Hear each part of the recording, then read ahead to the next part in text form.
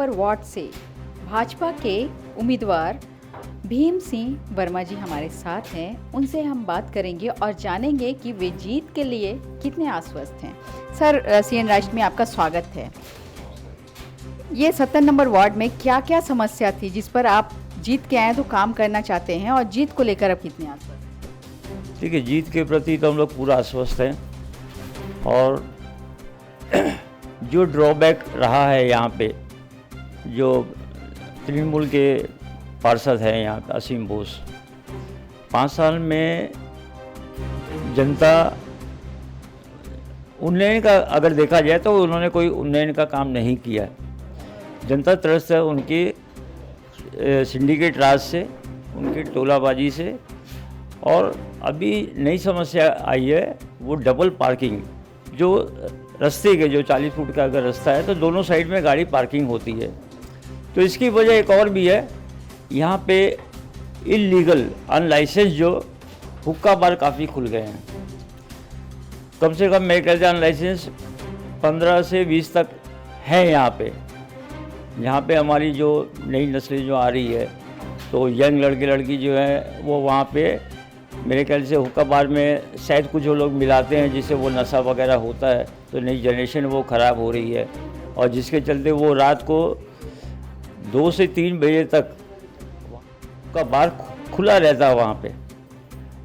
यहाँ की महिलाएं, मैं 1 हफ्ते से कैंपेनिंग कर रहा हूँ, डोर टू डोर कैंपेनिंग कर रहा हूँ, and they are saying we are not safe in ward number 70। बोला 7 बजे के बाद हम लोग का निकलना यहाँ से घर से दुभर हो जाता है।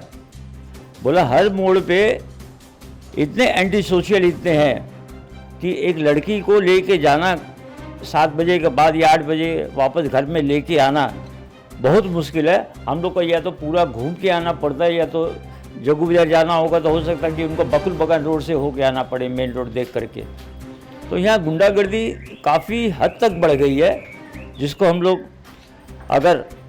अगर सत्ता में आते हैं यहाँ पे, अगर हम लोग जीते हैं यहाँ पे, तो सबसे पहले हुक्का बार जो है इसको इलीगल जितने भी हैं वो सब बंद होने चाहिए। यहाँ सिंडिकेट राज खत्म होना चाहिए। एक और अफवाह फैलाई जा रही है, वो 3-4 दिन से मैं देख रहा हूँ, वो तो यहाँ तृणमूल के द्वारा ही फैलाई गई है। जैसे भैया अगर भाजपा आई यहाँ पे इस वार्ड में, तो जो 100 दिन है तो वो आते ही जितने भी अपने 100 दिन के काम करते हैं उनको हटाएंगे और अपने आदमी रखेंगे। मैं संघ से बिलोंग करता हूँ और 1976 से मैं स्वयंसेवक हूँ, और मेरी ये 3rd जनरेशन है संघ में। तो हम लोग संघ वाले जो हैं वो आज तक रस्ते में उतर कर काम करते ही आए हैं, सोशल वर्क ही करते हैं।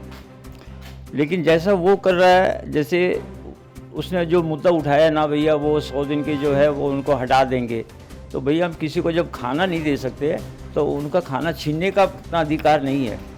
तो जो 100 दिन का जो काम कर रहे हैं वो काम वो करेंगे, हम किसी को नहीं हटाएंगे। बल्कि हमारी कोशिश ये रहेगी कि जो अनएम्प्लॉयमेंट है, जो बेरोजगार हैं, उनको भी काम मिले। और बस्ती के बारे में, यहाँ 2-3-4 बड़ी बड़ी बस्तियाँ हैं जहाँ मेरे ख्याल से 150-200 फैमिली हैं वहाँ पे। तो आने के बाद अगर भाजपा यहाँ जीतती है तो हर घर में नल की व्यवस्था वो करनी पड़ेगी, पानी की, क्योंकि 100-150 फैमिली के पीछे में मुश्किल से 8 या 10 नल हैं, और वो भी उन्हीं के घर हैं जो तृणमूल करते हैं, उन्हीं के घर में है। 150 फैमिली के पीछे में आपकी टॉयलेट, आप सुनकर आश्चर्य होगा आपको, 8 या 9 टॉयलेट है सिर्फ। 150 फैमिली के पीछे में 8 से 9 टॉयलेट है। तो वो टॉयलेट की भी संख्या बढ़ानी पड़ेगी। और फुटपाथ अभी जो है अब मैक्सिमम सब ऑक्यूपाइड ही है। आपका रास्ता जो है वो दोनों साइड आपका पार्किंग से वो है, ऑक्यूपाइड है। तो इलीगल पार्किंग जो है उसको, इलीगल पार्किंग जो भी है उसकी अलग व्यवस्था करनी पड़ेगी, क्योंकि यहाँ के जो निवासी हैं उनको अपनी गाड़ी खड़ी करने की जगह नहीं मिलती है।